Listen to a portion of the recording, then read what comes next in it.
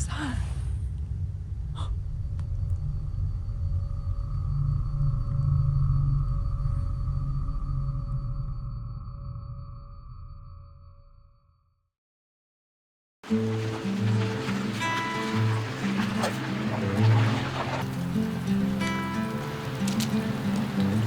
Alright guys, so lately we have been in the Bigfoot rabbit hole.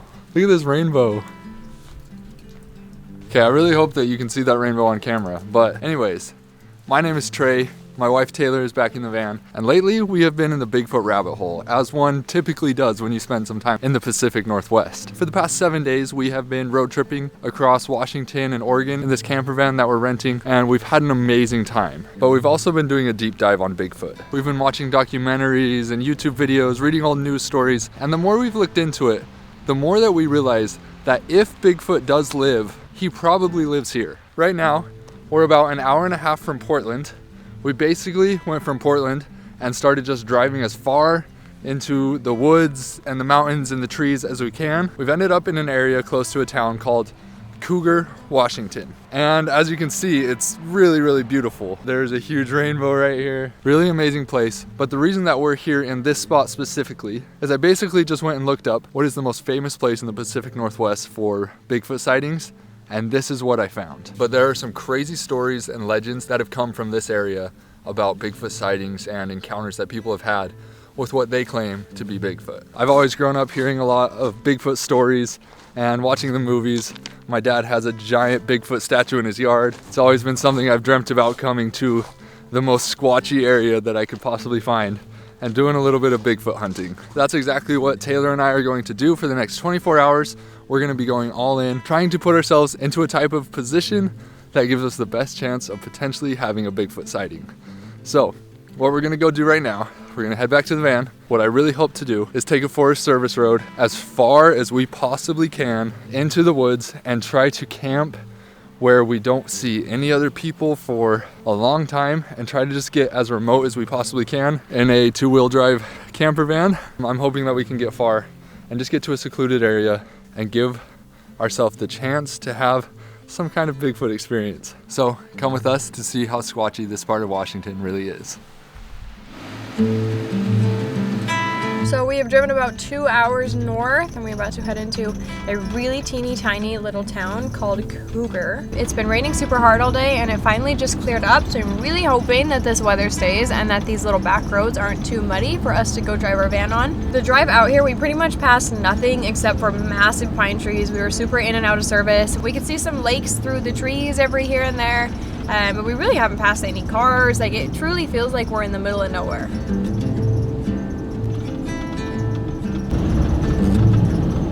Yeah, we're just pulling into the town of Cougar, and from what I can see so far, it looks like it's about one restaurant and a gas station is all that they have. It's actually a really cool little town. I like this. Okay, if you want to know how remote this area is, we just passed all the way through Cougar.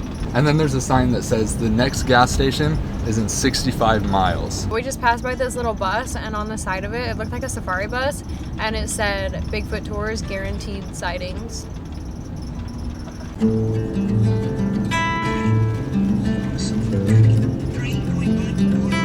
So we just passed a sign that says we're getting close to Ape Cave. We're actually gonna go explore that cave first thing in the morning, and I'll let you guys take a couple guesses on why it would be called Ape Cave.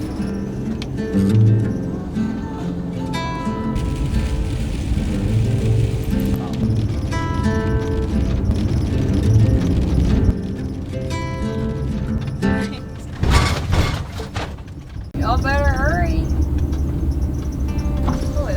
There's so many.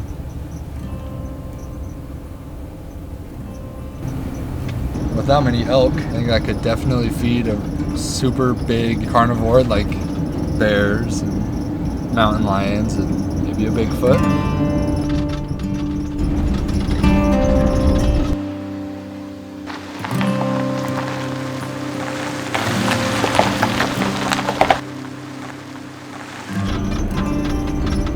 One of the scariest Bigfoot stories that has happened in this area takes place right down here. That one will definitely be on our minds as we're sleeping and exploring this area at night.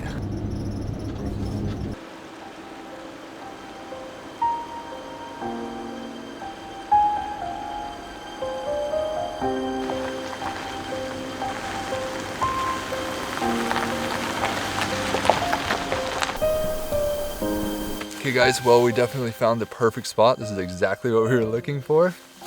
We ended up having to drive a little bit longer than we were hoping to, but this is definitely exactly what I wanted. We are in the middle of nowhere. We took a Forest Service road for the past about 40 minutes, didn't see another person, another car, another tent, nothing. There's nobody else out here. We're completely by ourselves in the middle of the woods. We are just barely over the border into the Mount St. Helens National Monument. We're right next to the Gifford-Pinchot National Forest. It feels very remote.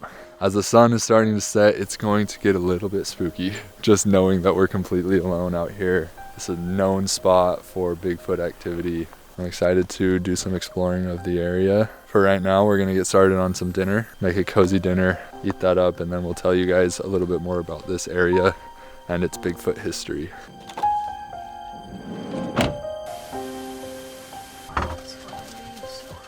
Are you not? Once it starts boiling, I'm putting about a cup of rice. Huh. Nothing's more confusing than trying to get the rice out of this freaking ball.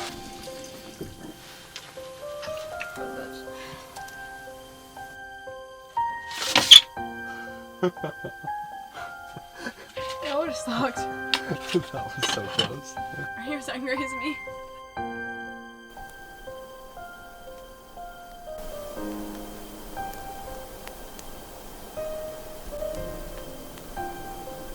As soon as we pulled up to this spot, Taylor started closing all the windows, closing the blinds on them, because she said she was feeling spooked already.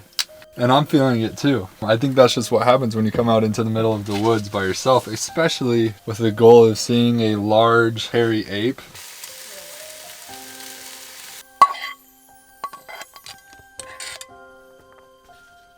So we were planning on eating outside, but it got darker a lot faster than we were expecting. So instead we're gonna eat in here, and we wanna get started telling you guys some of the Bigfoot stories of this area and what makes this area specifically so special for Bigfoot sightings. I'd say we're about half a mile from Merrill Lake. We could easily walk to it, and we actually drove past it on our way over here. At that lake, there was one of the most famous Bigfoot encounters in this area, and the reason it's so famous is because it was actually very recent. It was in 2023, and basically what happened is there was a group of people out camping right at Merrill Lake, and this is a lake that's known for being super quiet. They don't allow motorboats or anything like that, and there's hardly any cell service, so it's kind of a place you can go to escape and just enjoy the peace and quiet of nature. And just a few years ago, some people were there camping, and they started hearing some weird knocking sounds. It didn't sound like it was branches falling or rocks falling or something like that that would naturally explain things, but it was like consecutive type things. So that's not really a sound that you hear in nature when there's kind of like a rhythm to it. And they got their flashlights out and walked around the whole area, and they didn't find anyone. There was no trace of people being there or anything else that could explain it, and there shouldn't have been anybody else out there just hanging out hitting trees for fun. This is one of the ways that people think that the Bigfoot communicate with each other is through knocks. They have kind of like codes through their knocks that they can communicate something. So either these people made this up, or there was something out there making these noises. They don't think it could have been people based on where they were. And it's just the fact that this area is so remote. Like if we heard anything right now that we thought could come from humans, it would be really weird, because there's no humans out here. We haven't seen anybody all day, and we haven't seen any lights, no cars or anything. So I can definitely understand how they would think, no, that can't be humans, because there's nobody out here. So a few days ago, Trey asked me if I want to drive up into the mountains where there's no service, completely in the middle of nowhere, and go walk around in the dark with flashlights looking for Bigfoot. He asked me that probably during the day while I was eating a freaking ice cream sandwich or something. And I'm like, yeah, no, that's fine. Like that'll be really fun. I am literally so scared right now.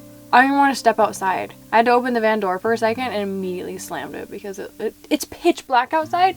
Except if you shine a flashlight out there, there's so many things that look like they could be something. I'm quite literally so scared. Yeah, this is definitely one of those things where it sounds like so much of a better idea when it's light outside and you're nowhere near here.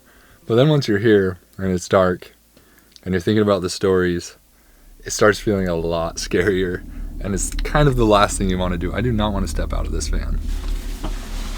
So it's officially the time of the day when Bigfoot is out. It's completely dark outside. All the years of us watching Survivorman Bigfoot, Just came to this moment right here. We're about to go outside, see if we can find any Bigfoot. We've been doing this deep dive into Bigfoot, and if we're coming to this Bigfoot hotspot, who knows when we're going to be in another Bigfoot hotspot soon, so we got to take advantage of that, and we're going to go out and walk around in the dark. Knock on some trees. Knock on some trees, give some whoops, and see what happens.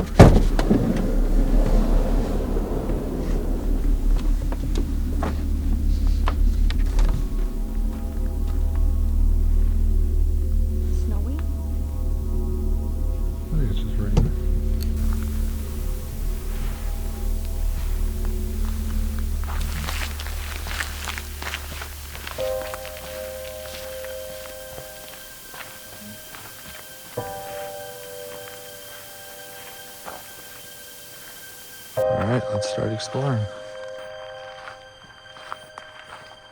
So going this direction takes us deeper into the woods. Let's try to keep you guys updated with what we're seeing, but everything in me wants to do is stay quiet and look around.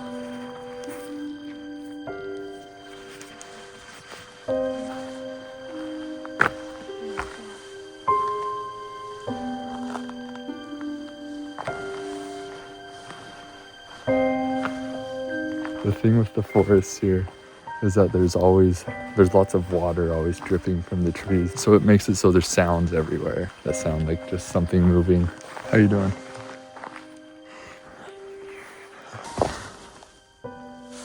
Okay, well, we're out here in the middle of the woods.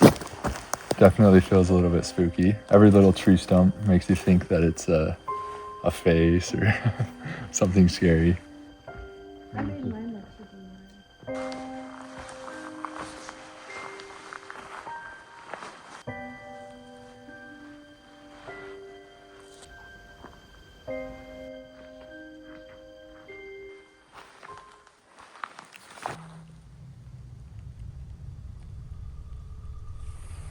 What is that?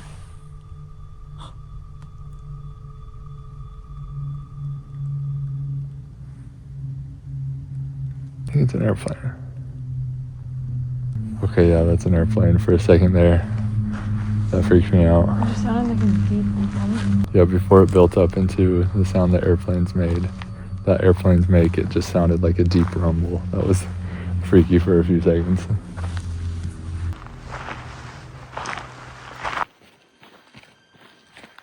So one of the most famous Bigfoot stories that there's so many books, movies, TV shows, and videos that are all just investigating this one incident, and it's the Ape Canyon attack. This happened very close to here. Definitely within an hour's drive. If there were any animals living there, they could definitely be living in this area as well. So back in 1924, there's a group of gold miners staying out in the woods in this little cabin in this area, and there was a whole bunch of them there, and they claim that during the middle of the night, a big group of ape-like creatures came and started attacking the cabin. They were throwing rocks at it, trying to break down the doors. The men inside were freaking out, and they grabbed their guns, and supposedly one of them shot one of the creatures. The creature fell off of a cliff and disappeared into a canyon. So then they immediately just left the area, never came back. To this day, that canyon is named Ape Canyon. And obviously a lot of people are skeptical of this story because of how crazy it sounds. But to me, one thing that makes it somewhat credible is that there were multiple people there. And for multiple people to all just make up the same story is a little bit silly. Another thing that happened in this area, it was actually in the Indian Heaven Wilderness, which is not like exactly where we are right now, but it's definitely nearby. But basically, there were these two guys who went out camping in the woods. All day, things were going really normal. They were having a great time just camping and exploring. And at some point late in the night, they started hearing this really weird screaming sound. And it didn't sound like a person, and it also didn't sound like a bobcat or a cougar. If you've heard those things sound scary, but it wasn't like that. They said it was a lot deeper. It was kind of like a deep guttural growl / scream. That went on for a little while, and it was really freaking them out. And then eventually they heard some crashing through the trees, and then 3 huge rocks were thrown right into their campsite. Like the type of rock that can't be thrown by a normal person. After that, they freaked out, stayed in their tents for a little while, and then eventually they got up and they left. I think I would definitely do the same thing. When you're in the wilderness like this, there's just such complete silence. The idea of hearing something that you can't explain, that's just so loud and freaky like that. Oh my gosh, I would lose my mind. It gives me chills to think about it right now. Okay, Taylor's going to do a whoop. Let's hear your best Bigfoot whoop, and then we'll listen and see if we get one back. Okay. That echoed like crazy. That sounded way louder than I thought it would. Way louder. What would we actually do if we heard one back? Oh, I would jump in the van so fast I'd start running. What would you do? We'd jump in the van and would we leave? We'd probably leave. We'd probably leave. I'd be too scared to be here. Les Shroud always like cupped his mouth, kind of.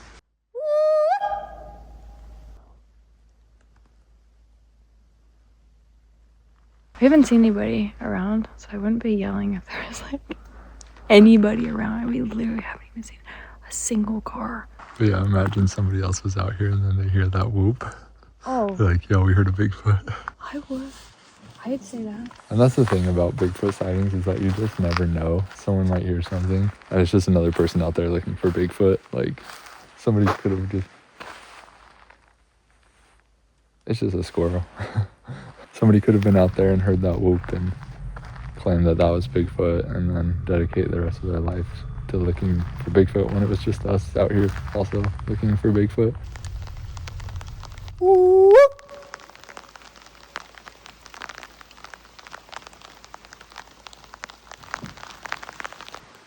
Looking for a stick for some tree knocks.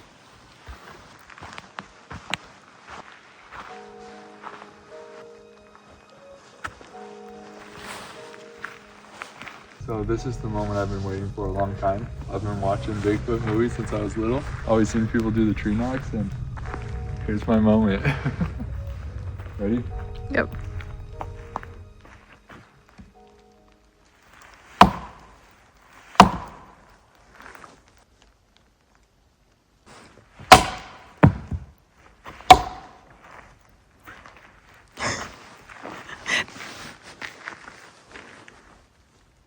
So we've gotten no response from our tree knocking or our whoops. We haven't seen anything, so I think that's all we can really do for the night. I think we'll head back to the van.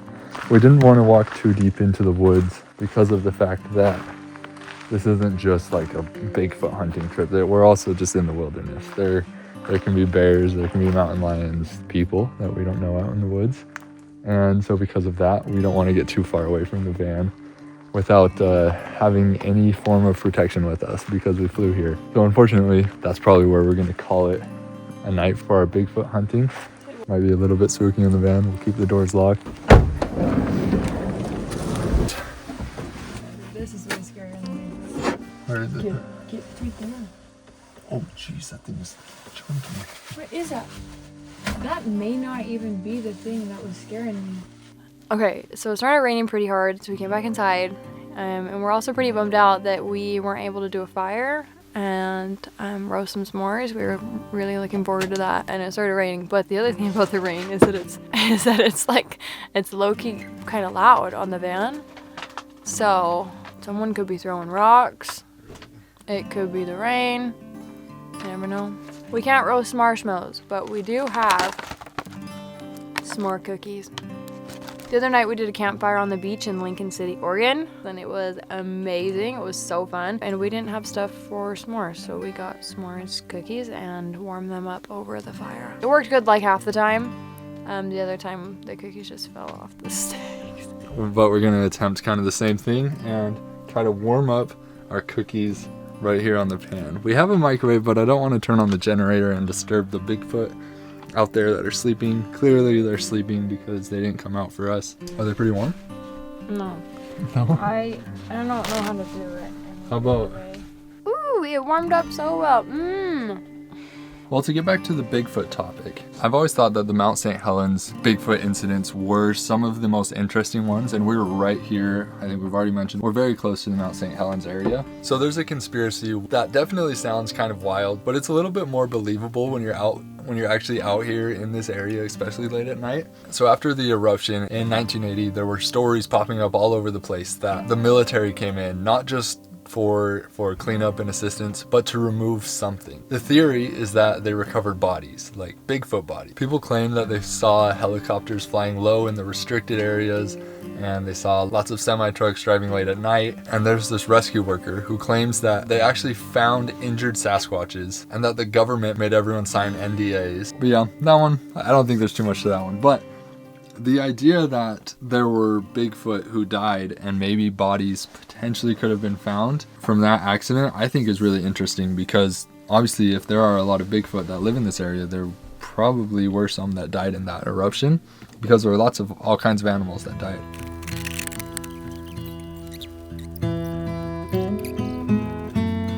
Okay, so with that, we're gonna call it a night. I'm assuming nothing crazy happens, like hearing any loud bangs on the van or any screams outside or anything like that. We'll just see you in the morning, where we're going to go explore the Ape Caves. And I'll let you guys try to figure out why it's called the Ape Caves, but we'll have a lot to tell you about that area, and we're really excited to see it. So with that said, good night. We'll see you in the morning.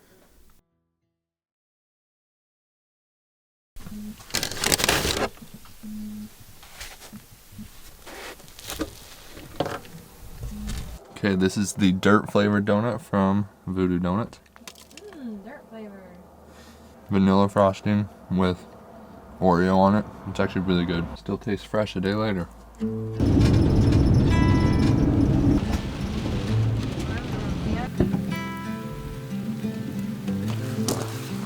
Luckily we made it through the night last night. No Bigfoot attacks. But now we're here at Ape Cave National Monument. So this is the third longest lava tube in North America. It goes about 2.5 miles into the ground. The reason it's called Ape Caves is because there have been a lot of Bigfoot sightings inside of the cave. People have been attacked. No, I'm just kidding. It was actually called Ape Caves. It was actually called Ape Caves because in 1950 there was a troop of Boy Scouts who discovered it and explored it, and their troop name was the Apes. So they named it after them. Very fitting for the area. And I think that it's obviously prime Sasquatch territory, so if they do live here, I could definitely see there being a time before it was discovered by people where they would go inside of it and hide out. Why would they not? In 1951, there was a guy driving a tractor, and he almost drove his tractor right into this cave. And he told his friend Harry about it. His friend Harry was like, "That's pretty cool. I'm gonna go down there with my sons." And his sons were a part of this Mount St. Helens Apes Boy Scout Club. And they came down here with ropes, and they explored it, and then they would come bring people on like little tours. And then in the 60s, they built this stone staircase. It says give yourself 2.5.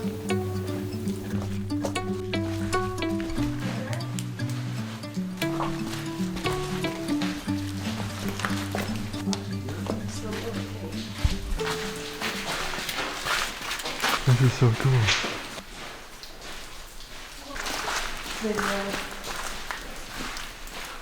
It is so crazy how dark it is.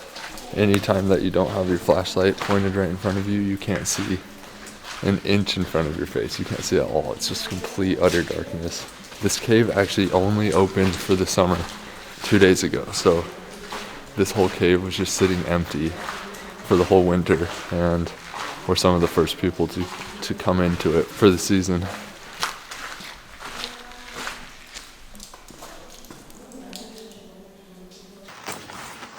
So we're deep into Ape Cave. It is so cool how deep this is and how tall it is. And there's a few other people in the cave that we're seeing, but for the most part, we're pretty much by ourselves in here. I think the fact that, so this was discovered in 1950.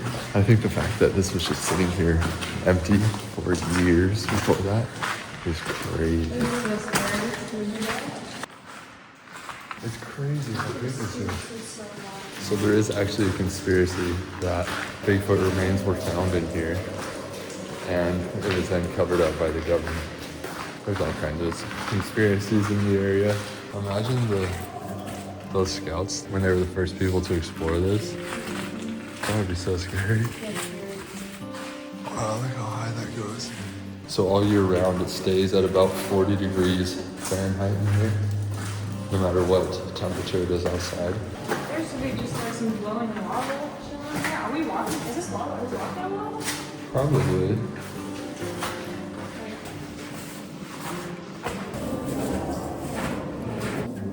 It's getting so loud. This is so cool. I think if anybody ever has the chance to be in this area of Washington, it's definitely worth coming here. This is one of the most unique places I've ever seen. That's what the noise was.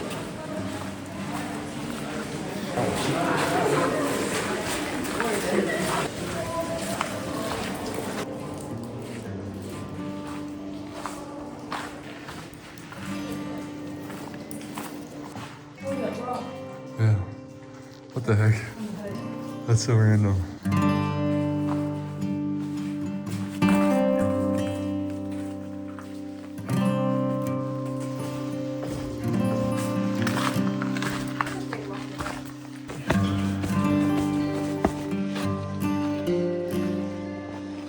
It's so crazy the fact that back only 70 years ago, this was just an opening in the ground in the middle of the woods. Nobody had seen it yet. There was nothing built up. It's like field trips and stuff going on. It's just really cheap. Like you have to get a recreational pass, and it was like, I think it was like a $2 fee. Yeah, that was a really cool experience. Definitely recommend that to anybody who ever finds themselves in this area. And I think it's even worth the drive down from Seattle. I think it's only about 2 hours. And this whole area itself is just such a beautiful area. It would be really fun to come up here camping for a few days. I think that would be a really cool family trip. And you might have a chance of seeing Bigfoot. Well, unfortunately, we definitely didn't end up seeing Bigfoot on this trip. Obviously, we didn't expect to. Just because we've been in the Pacific Northwest for a while, we've been doing that deep dive on Bigfoot. We wanted to come out and just kind of mess around and be in the area that we've heard some of these stories we've been thinking about lately. So it was really fun to do that. Still don't know if Bigfoot's real. We didn't see him this time, but maybe we'll do some more Bigfoot searching later on, and we'll have a better setup to be able to go camp out deep in the woods and be a little bit farther out there. If you've made it all the way to the end of this van series here in the Pacific Northwest, thanks a lot for watching. Really appreciate it. We had an amazing trip. It's one of our favorites ever, and it just reinforced the fact that we love traveling by van. So there's definitely going to be more van series to come. So thanks a lot for watching. Gonna make our way back to Seattle. We gotta go drop off the van tomorrow, and then we're going home. If you're not subscribed already, make sure to go subscribe, because we have some really fun trips coming up. In the next couple days, we're actually going to Mississippi. There's a really cool town that we think is very underrated that we're gonna go show you guys. And then we're also, a week after that, we're headed to Norway. We're gonna spend a week in Norway. It's gonna be insane. That's like one of the top places on our bucket list. And then after that, we're going to Paris for a week. And then after Paris, we're going to Switzerland. Keep an eye out for those videos. We think those ones are gonna be really fun because we have some really fun adventures planned. So thanks a lot for watching. We'll see you next time.